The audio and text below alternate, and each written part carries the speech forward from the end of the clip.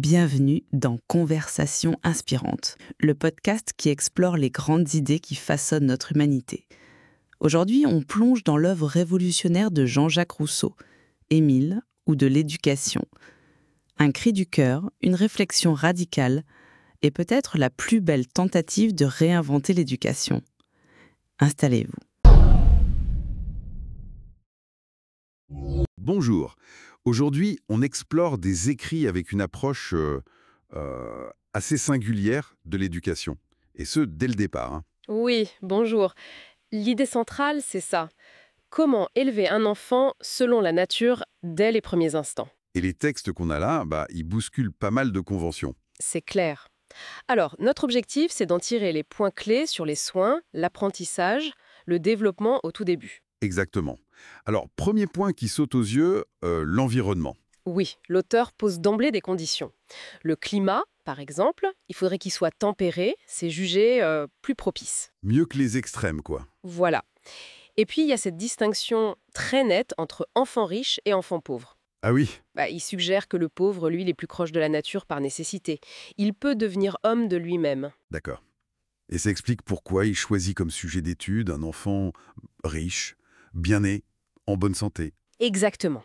Un enfant sain et robuste. Il refuse clairement de s'occuper d'un enfant malade ou fragile. C'est pas juste pour se faciliter la tâche, alors. Non, je pense pas.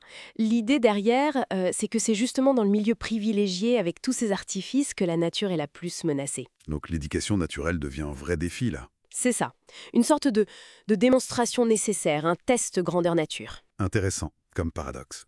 Et puis, il y a cette exigence sur le lien entre l'enfant et son gouverneur. Ah oui, c'est fondamental. Ils doivent être inséparables. Une relation exclusive, continue. Le gouverneur prend complètement la place des parents. En termes d'autorité et de devoir éducatif, oui. Il assume tout. L'affection mutuelle est la base. D'accord. Et dans cette idée de retour à la nature, il y a une critique assez féroce de la médecine. Ah là là oui, c'est un point majeur. La médecine est vue comme un art mensonger. Carrément. Oui, qui serait plus nuisible qu'utile. Ça affaiblit le corps, l'esprit, ça instille la peur de la mort, ça diminue le courage. Plus le corps est faible, plus il commande. C'est ça. Exactement, la faiblesse physique mènerait à la tyrannie de l'âme, aux passions. Donc la force physique est vue comme essentielle à la force morale. Et l'alternative, c'est quoi? Les vrais médecins, ce sont l'hygiène, le travail et la tempérance. Simple, mais radical. Et en cas de maladie, le principe, c'est laisser faire la nature. Il faut savoir être malade, supporter. On appelle le médecin seulement si c'est vraiment grave. Voilà, en dernier recours, quand il y a un vrai danger. Il oppose ça à l'anxiété qu'on a, nous, avec notre rapport médicalisé à la maladie. Logique. Et cette approche s'étend aux soins du bébé, j'imagine. Le lait maternel d'abord. Priorité absolue.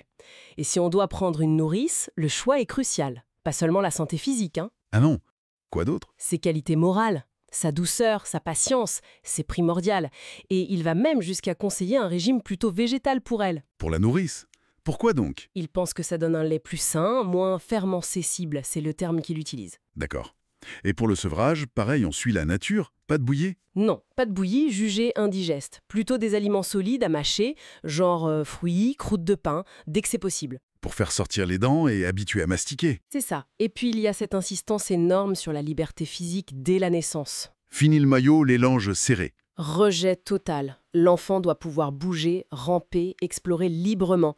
C'est comme ça qu'il se renforce naturellement. Ça fait partie d'une stratégie plus large. D'endurcissement. Exactement. Les bains fréquents, température qui baisse progressivement jusqu'au froid. Brire. Oui, et l'exposer petit à petit à tout. Objets, animaux, même ceux qui font peur. Bruits forts comme des coups de feu. Le but, c'est d'éviter les peurs irrationnelles, c'est ça. Oui.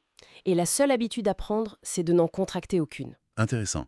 Et comment il gère les pleurs alors? Le cauchemar des parents. Il fait une distinction importante. Il y a la plaire, le besoin réel. Faim, douleur, là il faut répondre. D'accord. Et il y a l'ordre, le pleur qui devient caprice, habitude pour obtenir quelque chose. Sans charge effective, quoi. Voilà. Et là il dit, surtout ne pas céder. Sinon l'enfant devient un petit tyran. Logique dans sa perspective.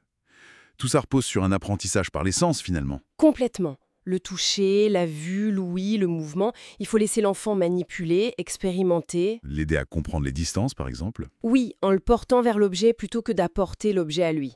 C'est l'apprentissage par l'expérience directe. Bon, si on résume, on a une éducation qui commence vraiment au berceau. Très axé liberté du corps, renforcement naturel. Apprentissage par l'action, rejet des artifices, que ce soit médicaux ou sociaux. Même ce qui est vu comme dénaturant en fait. Avec comme but l'autonomie et la résilience. C'est une vision très cohérente, même si elle peut paraître extrême aujourd'hui sur certains points. La force physique et intérieure comme base de la vertu. Et ça nous amène à une question pour réfléchir, peut-être. L'auteur dit que la méchanceté vient de la faiblesse, que l'enfant devient tyran quand il réalise qu'il peut utiliser les autres. Oui, pour compenser ses propres manques.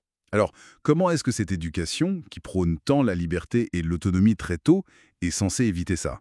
Comment elle cultive la bonté liée à la vraie force? C'est une excellente question. Qu'est-ce qui, dans cette liberté bien comprise, empêche la dérive vers l'utilisation d'autrui? Une piste à creuser.